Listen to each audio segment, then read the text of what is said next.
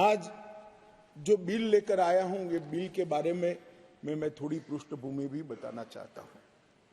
जम्मू कश्मीर में हम सब जानते हैं, जब महाराजा हरि सिंह जी ने भारतीय संघ के साथ इनके विलय का निर्णय किया, उस वक्त से लेकर अब तक कई सारे उतार चढ़ाव हुए। 80 के दशक के बाद आतंकवाद का एक दौर भी आया और वो बड़ा भयावह दृश्य था। पीढ़ियों से, सदियों से जो लोग अपनी भूमि पर रहते थे, अपना देश समझकर रहते थे, अपनी जन्मभूमि समझकर रहते थे, वो मूल समेत उखड़ गए मानो। और किसी ने इनकी केयर नहीं करी, इनकी चिंता भी नहीं करी, ना इसको रोकने का प्रयास किया। और कई बार तो मान्यवर रोकने की जिनकी जिम्मेदारी थी, वो इंग्लैंड में वैकेशन कर रहे हैं। मैं नाम देना नहीं चाहता। और फिर कहते हमने कुर्बानी दी।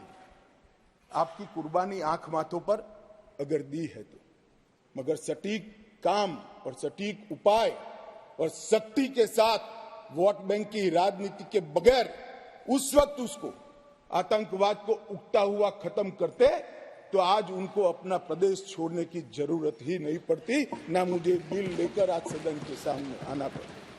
मान्यवर,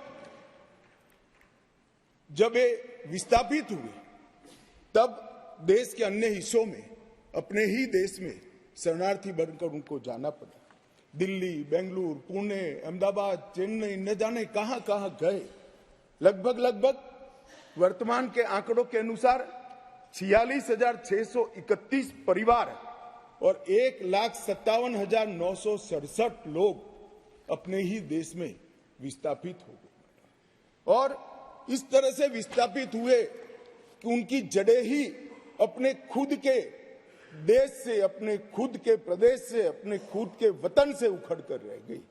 ये बिल उनको अधिकार देने का है, ये बिल उनको प्रतिनिधित्व देने का है। मान्यवर, कश्मीर के लिए एक प्रकार से 3 युद्ध हुए। 47 में पाकिस्तान ने कबालियों के नाम से आक्रमण किया। इसमें लगभग 31,779 परिवार पाक अधिकृत जम्मू कश्मीर से जम्मू कश्मीर में विस्थापित हुए। इनमें से 26,319 परिवार जम्मू कश्मीर में और 5,460 परिवार देश भर में फैल गए। वो पाकिस्तान के हमले के शिकार थे। इसके अतिरिक्त 1965 और 1971 में भी युद्ध हुए, उसमें और 10,065 परिवार विस्थापित हुए और कुल मिलाकर 48, 65 और 71 ये तीनों युद्धों में मान्यवर 41,844 परिवार विस्थापित हुए। ये विस्थापितों की स्थिति के बारे में मैं बाद में बात करता हूं, परंतु ये बिल है वो उनको अधिकार देने का बिल है। ये बिल उनको प्रतिनिधित्व देने का बिल है। आज वो लोग ऐसी स्थिति में नहीं है कि वो चुनाव लड़कर वहां की असेंबली में बैठ पाए। जो कहते हैं क्या हुआ धारा 370, कहां हुआ 5 और 6 अगस्त 2019 में ये हुआ कि इनकी सालों से न सुनने वाली आवाज नरेंद्र मोदी जी ने सुनी और आज उनको अधिकार मिला। मान्यवर, जिस 5 और 6 अगस्त का बिल 2019 का कुछ लोगों को जूते में पड़े कंकर की तरह खटकता है, उनको मैं बताना चाहता हूं, इसी बिल का हिस्सा था न्यायिक डिलिमिटेशन। ये एक शब्द नहीं है, 2 शब्द जोड़कर बना है।